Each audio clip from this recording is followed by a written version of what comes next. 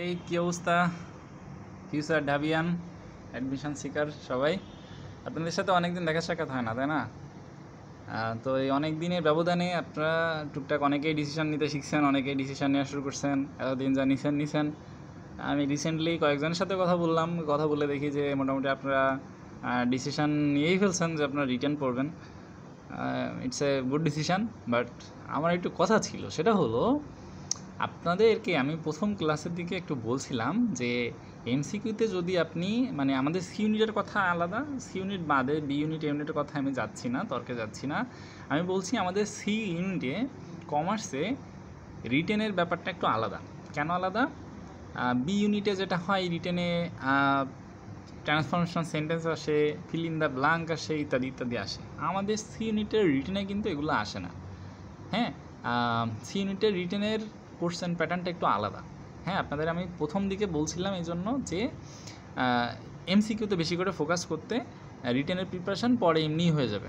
আর এর আরও একটা কারণ আছে রিটেন পরে পড়ার জন্য বলার কারণ, সেটা হলো আপনাদেরকে আমি আবার মনে করাই দিতে চাই যে সি ইউনিটে আপনি যদি ইংরেজিতে এমসিকিউতে 5 সহ টোটাল 48-47 নম্বর না পান, তাহলে আপনার এই যে মূল্যবান খাতা ভরে রিটেন লেখা, এগুলোর কিন্তু কোনো ভ্যালু নেই। ঠিক আছে, আপনি এমসিকিউতে যদি 47 থেকে 48 না পান, তাহলে আপনি মূল্যবান যেসব কথাবার্তা রিটেনে লিখে আসলেন খাতায়, ওই খাতা টোটালি স্যাররা দেখবে না, ওইটার গন্তব্য হবে ডাস্টবিন।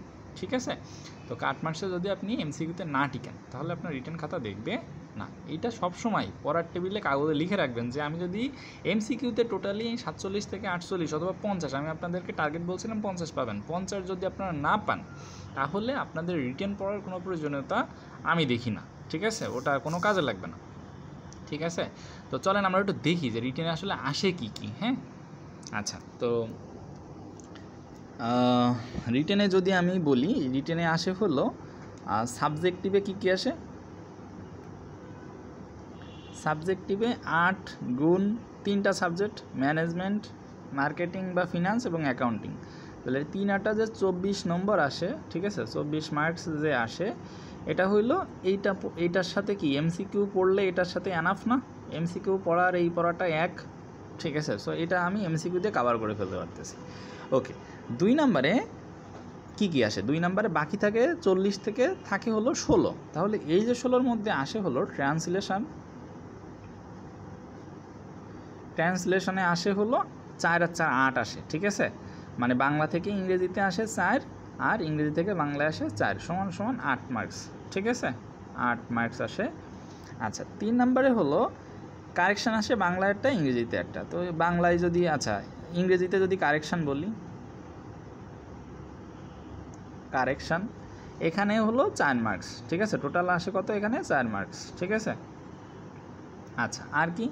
আর হলো বাংলায় বাক্য শুদ্ধিকরণ আসে, বাক্য শুদ্ধিকরণ। ঠিক আছে, বাক্য শুদ্ধিকরণ আসে। এখন এই যে বাক্য শুদ্ধিকরণে আরও 4 মার্কস। ঠিক আছে, এখন তাহলে আপনার রিটেনে এখানে 24 মার্কস আপনি যদি এমসিকিউর জন্য পড়েন, অ্যাকাউন্টিং, ম্যানেজমেন্ট, মার্কেটিং বা অ্যাকাউন্টিং, ম্যানেজমেন্ট, ফিনান্স পড়েন, তাহলে 24 মার্কসের প্রিপারেশন আলাদা করে নেওয়ার প্রয়োজন হয় না। তাহলে বাকি থাকে হলো এই যে 16 মার্কসের প্রিপারেশন বাকি থাকে। আসলে বাকি নাই, খেয়াল করেন তো, এই যে বাক্য শুদ্ধিকরণ, এইটা আপনারা এইচএসসিতে পড়ছেন না? এইটা এইচএসসির কি এটা বলেন তো? এইচএসসির ওই যে বোর্ড কোশ্চেন আসে না, বোর্ড কোশ্চেন। ঠিক আছে, এই বোর্ড কোশ্চেন পড়লেই এটা এনাফ। কেন বলতেছি? আপনি ঢাবির যে বিগত যে পরীক্ষাগুলো আছে 2-3 বছরের, এইগুলা বের করে দেখেন তো, এই বোর্ড কোশ্চেনের বাইরে আর এইচএসসির যে বইটা ছিল, এই বোর্ড কোশ্চেনের বাইরে একটা কোশ্চেন আসছে কিনা এই যে বাংলায় বাক্য শুদ্ধিকরণে? তাহলে এই 4 মার্কসের প্রিপারেশন কি আপনার আলাদা করে নেওয়ার প্রয়োজনীয়তা আছে, নাকি ওই বোর্ড কোশ্চেন পড়লাই এনাফ? আর এই বোর্ড কোশ্চেনের যে আপনারা পরীক্ষা দিয়ে আসছেন, এটা কি আহামরি কঠিন কিছু? এটা যদি আমি ক্লাস 7 পাশের একজনরে বলি যে এইটা পড়ে তুমি পরীক্ষা দাও, তো পরীক্ষা দিয়ে সবগুলা 4-এ 4 পাবে না? তাহলে এই 4 মার্কসের জন্য কি আলাদা করে টেনশন নেওয়ার তো কোনো কারণ দেখি না। তাহলে বাকি থাকে এই 8 আর 4 12 মার্কস, তাই না? এই বাকি থাকে 12 মার্কস। এই 12 মার্কস হলো রিটেনের আসলে প্রিপারেশান। ঠিক আছে, এখন এই যে 12 মার্কসের রিটেন প্রিপারেশান, এর মধ্যে এই যে কারেকশান আইটেমটা, এইটার মধ্যে কি সকল গ্রামার অন্তর্ভুক্ত আছে না? ইংরেজিতে যত গ্রামার শিখতেছেন এমসিকিউ সবগুলা এই কারেকশানের মধ্যে অন্তর্ভুক্ত আছে না? তাহলে এটা কি আপনি এই মুহূর্তে প্রিপারেশান নেওয়ার থেকে আপনি যদি এমসিকিউ এর গ্রামারগুলো এমসিকিউ যে পড়তেছেন ওটাও তো গ্রামার পড়তেছেন, তো ওটা যদি আপাতত পড়তে থাকেন ভালো করে, আপনার একটা টাইম পরে এটার হাফ প্রিপারেশান কমপ্লিট হয়ে যাবে না? আপনি ইংলিশের এমসিকিউ গ্রামার প্রিপারেশান নেওয়া মানে এই 4-এর মধ্যে 2-এর প্রিপারেশান অটোমেটিক্যালি হয়ে যাওয়া না? বাকি থাকে 2 মার্কস, বাকি 2 মার্কস আপনি পরে পড়েন ভাই। আর এই যে 8 মার্কস, এই 8 মার্কসের জন্য ট্রান্সলেশনের জন্য কি করবেন, এই ট্রান্সলেশনের জন্য কি করবেন সেটাতে যাওয়ার আগে আমি আগে বলি যে ভাই কেন করবেন। আপনি অলরেডি হিসাব করে ফেলেন তো এই 24 আপনি যদি শিওর থাকেন এখানে এমসিকিউতে জোর দেওয়া, আমি এমসিকিউর সাথে অ্যালাইন করে বলতেছি, এমসিকিউ পড়া মানে এই 24 কভার হয়ে যাওয়া। এই এইচএসসি 4 মার্কস আমি ফ্রি ধরলাম, এটা আপনারা পারবেন, ঠিক আছে, 4 মার্কস। আর এই যে কারেকশান আপনি যদি এমসিকিউ এখানে ভালো করে পড়েন, এমসিকিউ ভালো করে যদি এখানে পড়েন তাহলে 4-এর মধ্যে 2 মার্কস এখানে আপনার কাভার থাকে। তাহলে এই 2 মার্কস তাহলে কত হলো, 24 আর 4 28 আর 2 30। তাহলে আপনার এমসিকিউ যদি পড়েন, শুধুমাত্র যদি আপনি এমসিকিউতে জোর দেন তাহলে আপনি এই 30 মার্কস আপনার কাভার হয়। রিটেনে 40-এর মধ্যে আপনার রিটেন 30 মার্কস কাভার হয়, তাই না? তার মানে আমরা এখানে স্পষ্ট করে একটা বাক্য লিখতে পারি, এমসিকিউ পড়লে রিটেনের 30 নম্বর কাভার হয়, এটা বলা যায় না? ঠিক আছে, এমসিকিউ পড়লে রিটেনের 30 নম্বর কাভার হয়। তাহলে এমসিকিউতে কেন জোর দিতে হবে? আরও একটা কারণে এমসিকিউতে জোর দিতে হবে, সেটা হলো আপনি যদি এমসিকিউ পড়েন, এমসিকিউ পড়লে ঢাবিতে আপনার রিটেন খাতা দেখার সম্ভাবনা আরও বেড়ে যায় না? এমসিকিউ যদি আপনি ভালো করে পড়েন তাহলে ডিইউতে চান্স পাওয়ার সম্ভাবনা বেড়ে যায়, চান্স পাওয়ার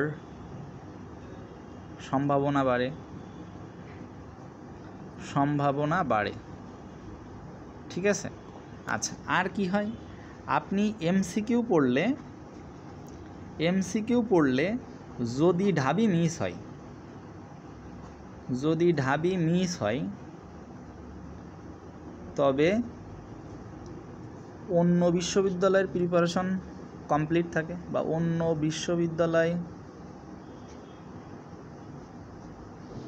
বিশ্ববিদ্যালয় এর প্রিপারেশন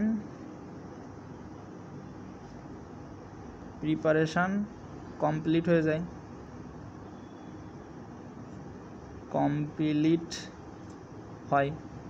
শুধুমাত্র আপনি যদি শুধু এমসিকিউ পড়েন। তাহলে এমসিকিউ পড়া মানে আপনার রিটেনে 30 নম্বর কাভার হওয়া, এমসিকিউ পড়া মানে ভালো করে এখানে জোর দেওয়া, মানে ডিউতে চান্স পাওয়ার সম্ভাবনা বাড়া, হ্যাঁ।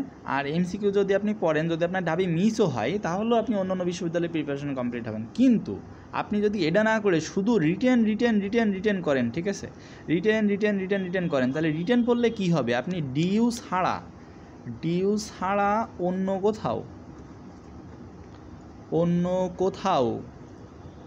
কোথাও কি আপনার রিটেনের জ্ঞান কাজে লাগাইতে পারবেন? আপনার রিটেনের জ্ঞান কাজে লাগাইতে পারবেন?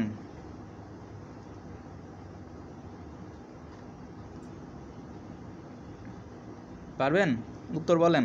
উত্তর হলো না। উত্তর কি? উত্তর না। তাহলে আপনি ঢাবি মিস হওয়ার সাথে সাথে আপনার সবগুলা মিস হয়ে যাবে। তাহলে আপনার কি এই যে রিটেন করার কোনো প্রয়োজনীয়তা আছে? আমি এই যে টোটালি এইখানে ট্রান্সলেশনের 8 মার্কস বাদ দিয়ে হিসাব করেও তো দেখেন আপনি রিটেনে 30 মার্কস থাকতে যদি আপনি এমসিকিউতে জোর দেন। আর এই 8 মার্কস আমি ছেড়ে দিতে বলতেছি না, এই 8 মার্কস পড়েন ভাই। এখন কেন? আপনার রিটেন খাতা কখন দেখবে বলেন তো? কখন আপনার রিটেন খাতা দেখবে? কখন রিটেন খাতা দেখবে? যখন আপনার এমসিকিউ এর মার্কস থাকবে 48 থেকে 50 প্লাস, 48 বা 50 প্লাস যখন মার্কস থাকবে। আপনার ইউসিসিতে যতগুলা পরীক্ষা হয়েছে, ইউসিসিতে যে পরীক্ষাগুলো হয়েছে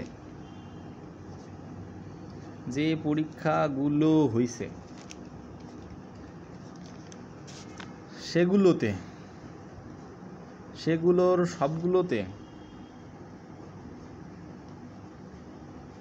সবগুলোতে কি আপনি এমসিকিউতে 50 প্লাস পেয়েছেন? যদি পেয়ে থাকেন তাহলে ঠিক আছে, আপনার এমসিকিউ আর পড়ার কোনো দরকার নেই, আপনি একবার রিটেন পড়েন, আপনার ঢাবি এমনি হয়ে গেছে, তাই না ব্যাপারটা? তাহলে আপনি যখন আপনি এমসিকিউ নিয়ে এখনও টেনশানে আছেন, এমসিকিউর প্রিপারেশান যখন আপনার ঘাটতি আছে, তখন কি আপনার রিটেন করে মাথা খারাপ করার কোনো প্রয়োজনীয়তা আছে আমারে বলেন? তাহলে এমসিকিউ ভালো করে যদি আপনি পড়েন, এমসিকিউতে আমি আগে একবার বলছি, দেখেন আপনাদের কত লাগে আসলে চান্স পেতে। আমি ঢাবিতে হইলো আমার মেরিট ছিল 214, ঠিক আছে, আমার স্কোর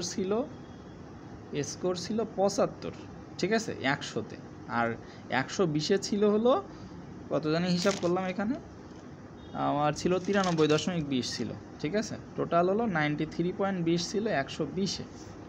তাহলে আপনি যদি এই মার্কসের একটু বেশিও পান তাহলেও কি আপনি ঢাবিতে চান্স পাবেন না? তাহলে আপনি যদি এমসিকিউতে 50+ পান, আর রিটেনে আপনি কিভাবে পাবেন? রিটেনে তো আমরা এখানে অলরেডি হিসাব করে ফেলছি, তাই না?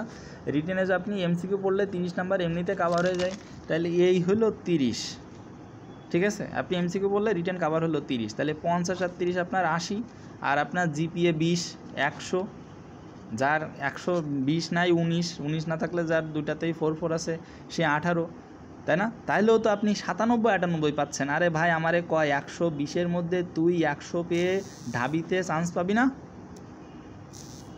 হ্যাঁ, ঢাবিতে 120-এর মধ্যে 100 পেয়ে চান্স পাবি না? আপনি কি জানেন, খোঁজ নিয়ে দেখছেন ঢাবিতে যারা 120-এর মধ্যে 100 পায় তারা প্রথম 10 জনের মধ্যে থাকে,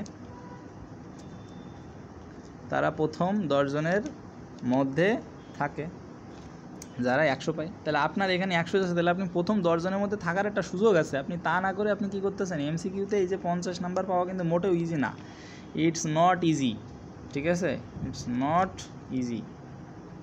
আমার কত ছিল বলেন তো?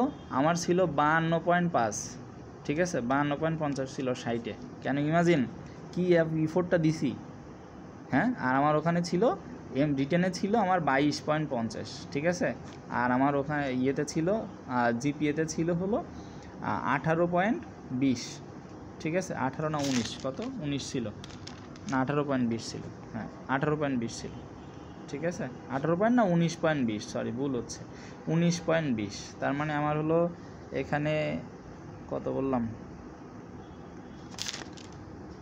93 না, এখানে তাহলে 94 ছিল, আমি ঠিক ভুলে গেছি, দেখতে হবে আর একবার, 94.20, ঠিক আছে। তাহলে এটা হিসাব করলে 94.20 হয় না, 94.20 ছিল আমার নাম্বার। তাহলে 94.20 পেয়ে আমি ঢাবিতে 214তম হয়েছিলাম, ঠিক আছে। তাহলে আপনারে আমি বলতেছি 94, মানে টোটাল এখানে কত হচ্ছে আপনার 94। আপনি যদি মিনিমাম এখানে জিপিএতে যার কম থাকে তারও তো ভাই 98 থাকে, তাই না? তাহলে 98 পেয়েও কি আপনি ঢাবিতে চান্স পাবেন না? হ্যাঁ, তাহলে এই সব ভুকিঝুঁকি কথাবার্তা বুঝছেন, বাদ দেন, দিয়ে যেটা করেন সেটা হলো এমসিকিউ পড়েন, ঠিক আছে, এমসিকিউ পড়েন এবং এমসিকিউ পড়েন। রিটেন প্রিপারেশান নিয়ে টোটালি আপনারা এত পগার্ড হবেন না প্লিজ। এখন ভুলভাল ডিসিশান নেবেন, এখন রিটেনের জন্য টাইম দিবেন, আমার ক্ষতি কি? আমার ক্ষতি আছে? আপনি যেটা এখন ভুলটা করবেন, কি করবেন শুনেন, আপনি এখন রিটেন প্রিপারেশানের জন্য টাইম দিবেন, প্রচুর পরিমাণে এফোর্ট দিবেন, দিলে যেটা হবে আপনার রিটেন প্রিপারেশান কিন্তু গোছায় যাবে, কিন্তু আপনার এমসিকিউ পড়ার যে টাইমটা এটা কমে আসবে। এমসিকিউ পড়ার টাইম কমে আসলে কী হবে, দিন শেষে আপনার এমসিকিউ প্রিপারেশন খারাপ হয়ে যাবে। এমসিকিউ প্রিপারেশন খারাপ হলে কী হবে, আপনি ঢাবিতে রিটেন তো ভালো করবেন, ফাটাই লিখবেন, কিন্তু আপনার এমসিকিউতে আপনি পাসই করবেন না। তাহলে আপনার ওই রিটেন খাতা দেখবে। তাহলে আপনি এখন থেকে এমসিকিউতে জোর দেন। যতদিন না আপনি 50 পাচ্ছেন, 47-48 পাওয়া শুরু করতেছেন, ততদিন এই রিটেন প্রিপারেশনের দরকার আছে। যখন আপনি বুঝবেন আমি কনফিডেন্ট, আমি এমসিকিউ পরীক্ষা দিলেই 60-এর মধ্যে 50-52 পাচ্ছি, তখন ঠিক আছে, তাহলে আমার ঢাবির প্রিপারেশন হয়ে গেছে, আমি তাহলে রিটেন প্রিপারেশন নিয়ে আমি ঢাবিতে আগে যাই মেরিটে, তখন আলাদা হিসাব। তাহলে এখন যখন আপনার এমসিকিউতে আপনি 30-35 পাচ্ছেন, তাহলে এখন আপনি কোন হিসাবে আপনি রিটেন প্রিপারেশন নিতে যান? হ্যাঁ, তাহলে আপনার একটা মিস হলে তো সবগুলো মিস হয়ে যাবে, ঢাবি মিস হওয়া মানে সবগুলো মিস হয়ে যাওয়া, তাই না ব্যাপারটা? ওকে, ভিডিওটা একটু লেন্দি হচ্ছে, আর একটু শেষ করে দিই। আপনারা এখন হাতে আসতে অক্টোবর, নভেম্বর, ডিসেম্বর, 3 মাস বাকি আছে। এতদিন যা করছেন 3 মাসে কী করবেন আমার একটা শর্ট মেসেজ, ঠিক আছে। অক্টোবর মাস, যে মাস এখন কন্টিনিউ, আজকে 6 তারিখ, অক্টোবর মাসে আপনারা কী করবেন, ইউসিসি যে লেকচার শিটগুলো আপনারা যেগুলো পড়তেছেন এবং ইউসিসি যে বই আছে, এই বইগুলা এবং শিটগুলো অক্টোবর মাসের মধ্যে শেষ করবেন। রিভিশন দিতে দেওয়ার কথা বলছি না। আপনারা যেভাবে শুরু করছেন না পড়া, এই যে আমি পড়তেছি ক্লাস হচ্ছে কোচিংয়ে, ক্লাস শেষে ওইগুলো পড়তেছি, নতুন নতুন টপিক ধরতেছি, শুরু করতেছি, শেষ করতেছি, পড়তেছি, শুধু ওই কাজটা করেন, ঠিক আছে?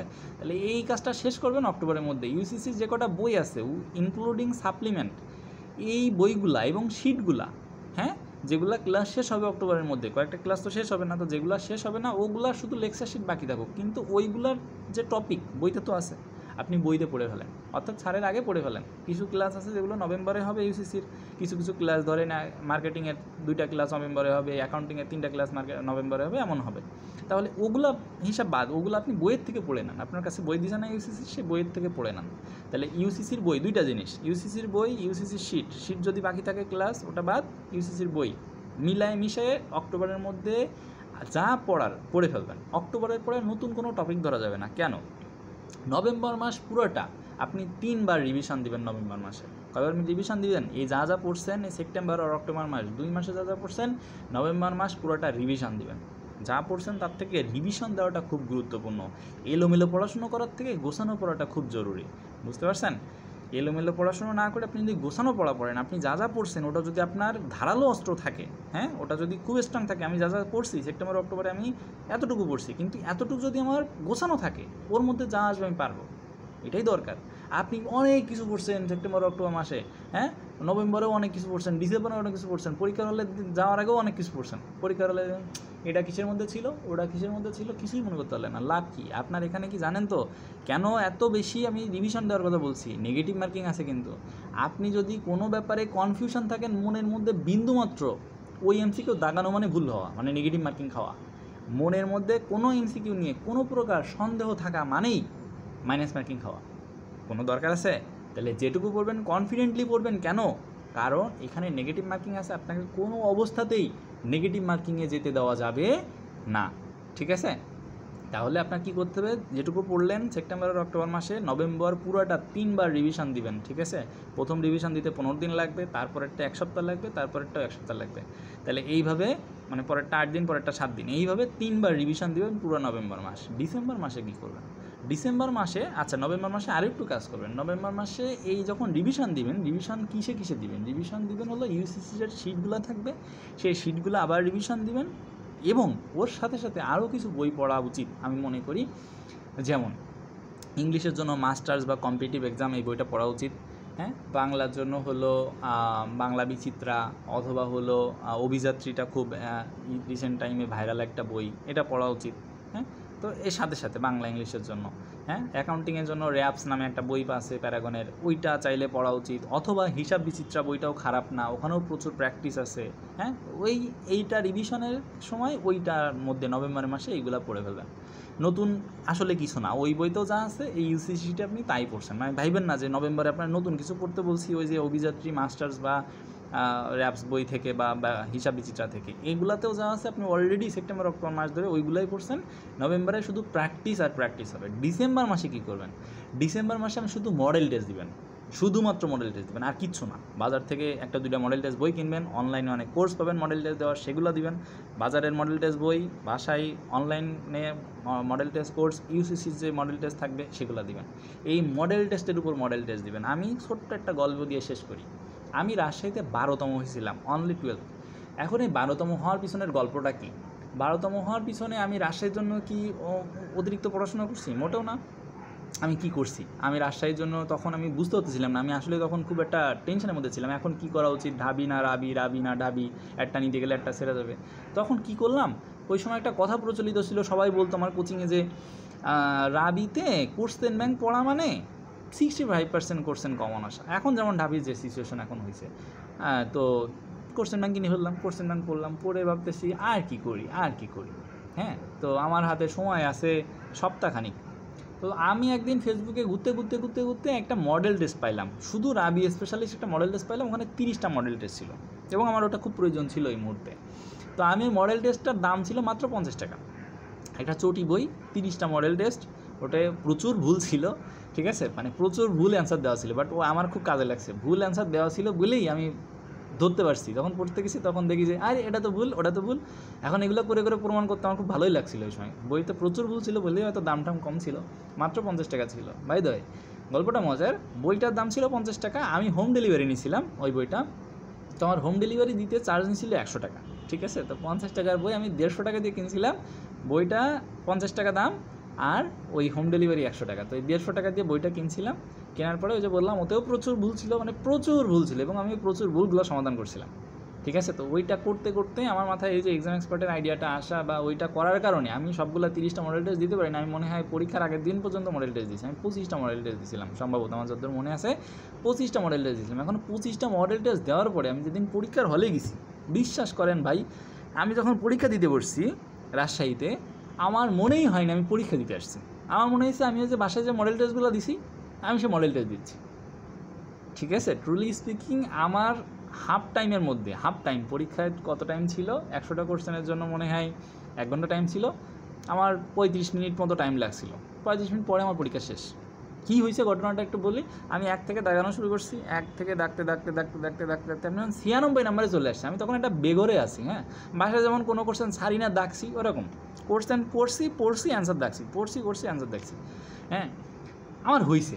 এখন হওয়ার পরে আমি হঠাৎ করে যখন 96 নাম্বারে আসছি, আমার তখন তাকাই দেখি যে আমার 4টা আছে আর বাকি। আমার তখন হাত পা মাথা সব কাঁপতেছে, আমার পৃথিবী তখন ঘুরতেছে। তাকাই দেখি পরীক্ষার এখন আধা ঘন্টা বাকি, আমার বাকি মাত্র 4টা। আমার তখন আমি আগের দিকে তাকাই দেখি আমি সব এমসিকিউ দেখে ফেলছি। আমার তখন মাথা খারাপ হয়ে গেছে, হাই করলাম কি, এত এমসিকিউ দেখছি, তাহলে তো নেগেটিভ মার্কিং খাবো। কিন্তু আমি যখন এমসিকিউ দাগছি, তখন আমি যেগুলো দাগছি সেগুলো কনফিডেন্টলি দাগছি, এটা তো জানি। তো সব জানি দাগতে চলে গেছি। আমার কোনোটা বাদ আটকায় নাই, মানে আমি যে 1 থেকে 96 পর্যন্ত দাগছি, আমার একটাও আটকায় নাই। তো আমি 96টা এমসিকিউ দাগার পরের 4টা আমার হাত পায়ে এত কাঁপা শুরু করছে ভাই, বিশ্বাস করেন আমি আর পরের 4টা ওইভাবে খাতা জমা দিয়েছি। আমি আর খাত দেখিনি পরের 4টায় কী করছেন ছিল। বাসায় এসে পরে দেখছি যে ওর থেকে আরও 2টা পারতাম, 3টা পারতাম। পরীক্ষার হলে যে কনফিডেন্সে পরীক্ষা দিচ্ছিলাম, আমি হয়তো 3টাই পেরে যেতাম, ঠিক আছে। তো এ হয় না, যখন ফর্মে তখন ব্যাট যেদিকেই টানে ব্যাটে লাগে, ওইরকম একটা অবস্থা। বাসায় আসার পরে দেখি আমি তো 2টা পারতাম না। আর এবার তো আমার স্কোর ছিল 89.20, হ্যাঁ, তার মানে আমি যে ভুল লাগি নাই আসলে, আমি যেটা ডাকছি ঠিকই ডাকছি, ঠিক আছে। আর এমনিতে আপনার পরীক্ষা দেওয়ার পরে দেখবেন কিছু ক্ষেত্রে আপনারা যে মার্কস হিসাব করবেন তার থেকে কিছু মার্কস কম আসে। তো আমার 99 বাসায় এসে আমি যখন হিসাব করছি, তখন আমার হিসাব করে দেখি যে আমি 93 মতো পাবো। তো পরে দেখি 89.20 আসছে রাজশাহীতে, ঠিক আছে। তো হট এবার, তো এখন যেটা এইটার মূল কথা সেটা হলো মডেল টেস্ট কেন দিতে বললাম পুরো ডিসেম্বর মাস। আমি রাজশাহীতে রিয়েলাইজ করছি আমি যত বেশি মডেল টেস্ট দেওয়ার কারণে আমি আসলে ভালো করছি। আমি ঢাবিতে আরও ভালো করতে পারতাম হয়তো, কিন্তু ঢাবিতে আমি পরীক্ষা দেওয়ার সময় বাজারে ওইভাবে কোনো মডেল টেস্ট পাইনি। জয়কলির 1-2টা বই পাওয়া যায়। আমি এখনও বলি ওটা এখনও মান ভালো করার অনেক আছে, অনেক ভালো করতে হবে, মানই হয় নাই, ঠিক আছে। তো মানের একটা ব্যাপার আছে, তো ওটা আসলে হয় না, ঠিক আছে। তো এই ছাড়া আরও 1-2টা প্রকাশনের বই আছে, সো ওগুলারও খুব বেশি মান ভালো না, ঠিক আছে। তো এবং ওগুলো ঢাবির জন্য উপযুক্ত না। ঢাবিতে একটা বই পাওয়া যেত ম্যাগনাকাটা নামে, তো ম্যাগনাকাটা বইটার মডেল টেস্টগুলো দিছিলাম, ওগুলো আমার ঢাবিতে কিছুটা লিড করছে। ওখানে মাত্র মনে হয় 5টা মডেল টেস্ট ছিল। 5টা মডেল টেস্ট আমার কী আর উপকার হবে, বাট আমি যদি আরও ম্যাগনাকাটাতে যদি 20-25টা মডেল টেস্ট থাকতো, আমি দিলে আর একটু উপকার হইতো বলে আমার ওই সময় এখনও বিশ্বাস করি।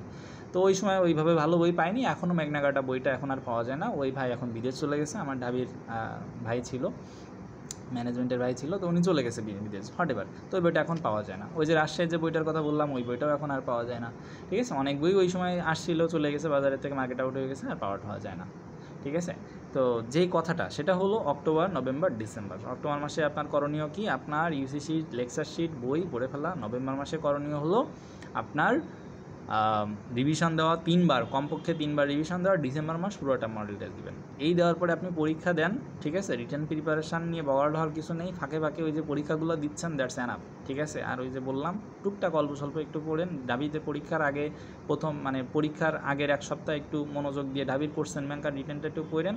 ওই যে ট্রান্সলেশনই তো বাকি থাকতেছে, তাই না, তো ওটা একটু পড়েন, আই থিঙ্ক হয়ে যাবে, ঠিক আছে। তো কোথাও আটকাবে না। আপনি আমার এই আজকের ভিডিও দেখে যদি এইভাবে কাজ করা শুরু করেন আজকে থেকে, আমি আপনারা গ্যারান্টি দিচ্ছি আপনার কোথাও আটকাবে না ঢাবিতে যাইতে, ঠিক আছে। কিন্তু যদি এইখান থেকে মাতব্বরি করে উল্টা ডিসিশন নিতে চান, উল্টা পথে হাঁটতে চান, তাহলে আটকাবেন, ঠিক আছে। আমি অভিজ্ঞতা থেকে বলতেছি, আমার কি বলবো, জ্ঞান অভিজ্ঞতা সব একসাথে করে সম্পর্ক করে আপনাদেরকে বলতেছি। সো বেস্ট অফ লাক, ভালো থাকেন, সুস্থ থাকেন।